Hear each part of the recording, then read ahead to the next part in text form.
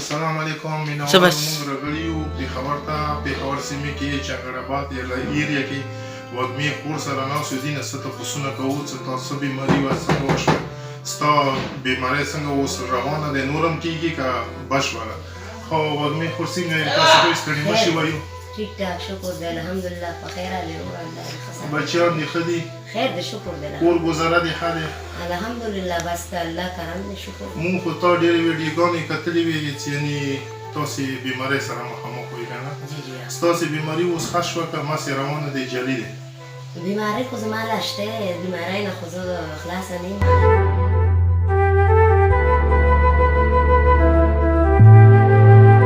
بیماري ما پورې تړلې شوې ده بس اوس خو دا ده چې د دې خپو نه تنګ یم خپې مې خوږېږي ډېرې زیاتې پیسېګانې راباندې ډېرې ولګېدې خو اوس هغه حالات نشته چې کوم مخکې وو که نه ستاسې کوم ریکارډونه وو یا یعنې مخکې په خوا باندې تاسې لکه ډېرې زیاتې کیسټې کېدې که نه اوس هغه لکه هغه خوند نشته که نه ستاسو کومه مزدوري وه که بس په دغو بیمارو باندې دوړه شوه په دغه بیمارو بس لاړې اوس خو بس د الله دربار ته ناست نو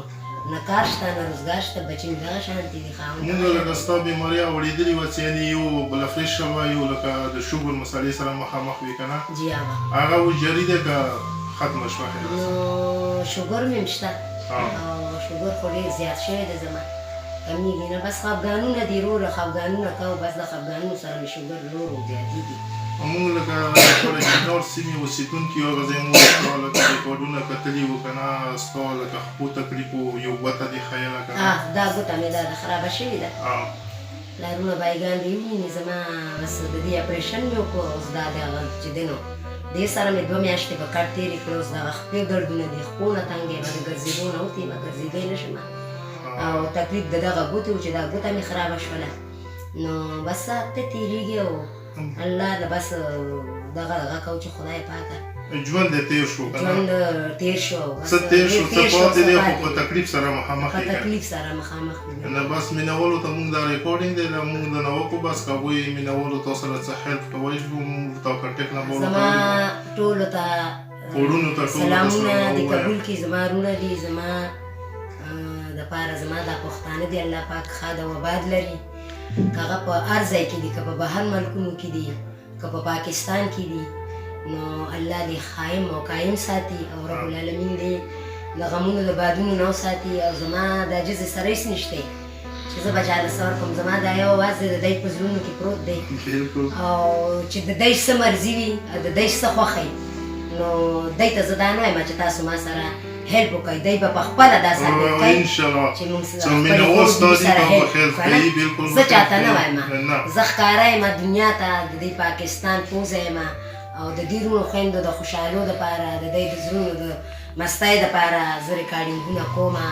او زما یو نوی چینل دی ما کولاو کړی دی جزای غریبی چینل دی وږمه پښتونویزم نو زما یو هرڅ دا دی چې زما د وروڼو بایګانو ته هغه به ما له چې دی نو سبسکرایب کړي او خپل ملګرو سره به یې شیر کړي او لایک به یې کړي نو بس دا بار بار وږمه پښتونویزم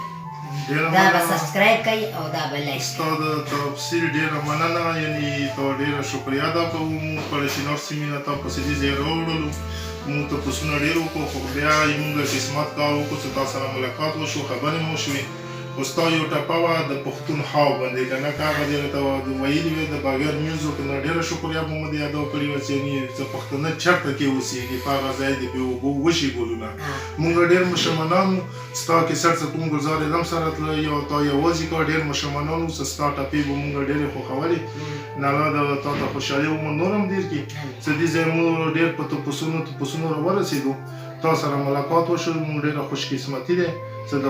پښتونخوا داسې ګلونه ټکلي دي چې په هغه کې یو ګل نوم دی وږمه بیبي نو مونږ ډېره یعنې ډېره شکریه ادا وکړه چې مونږ دې ته راورسېدو ډېر خوشحاله یو نن ورځې باندې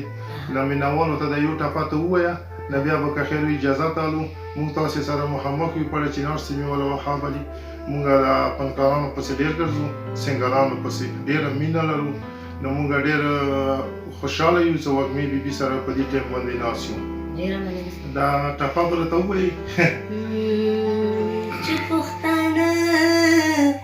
پښتانه چېرته اوسېږي نو په هغه ځای د بیوبو بیوبو شګلنا د پښتنو د زړه د پاره دا زوګما ټپې په مینا ورته کومه. ډېره مننه ودمې بیبي چې تا مونږ ته خپل د زړه براس وویل. الله تا ته خوشحالي وموږ درکړي. بیا به بیا راځو مونږ کور وکتو انشاءالله بیا به ملاقات سره کوو. خو الله دې ژوندی راته ساتي چې مونږ تاسې ژوندون سره ملاقات وشي. بچیان دې د تعالی لوی کړي نه ژوندی وسېږي. مونږ اجازه تعالی په دې ټایم باندې خوشحاله آباده اوسئ پښتنو. دا وږمه بیبي دې تاسې سره مخامخ دی زموږ د اړخ نه. ډېره مننه.